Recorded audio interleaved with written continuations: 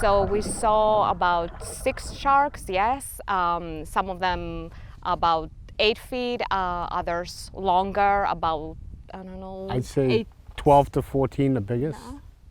And they would come up towards the surface, and there was also, the water was crystal clear.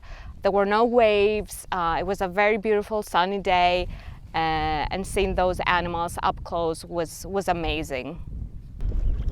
It was incredible. Like to be able to look into the water that clear and see such a, I didn't realize how graceful they were, really. Just cruising along at their own pace, and they're quite beautiful. It's been an amazing trip so far.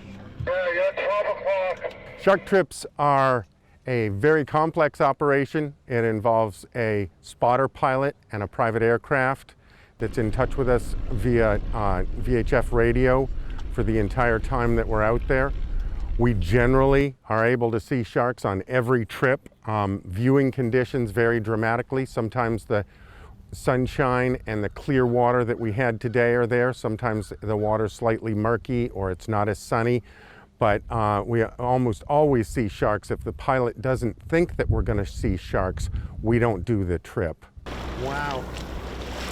And to know that they're protected and our captain's really respectful of their space and not putting a lot of pressure on them made me feel really good too, you know, and I think that's important if someone comes and they want to experience that, just having a healthy respect for them.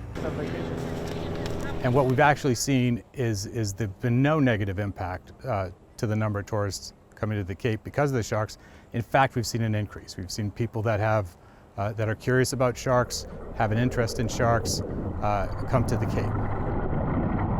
I think the positive impact you can see in the number of charter boats that are now giving great white shark tours. So a lot of people want to be out in the water and want to see sharks, but also the amount of merchandise that's available. You see shark merchandise in most of the shops on the Cape, and we also see it reflected in the artwork of Cape Cod artists and artisans.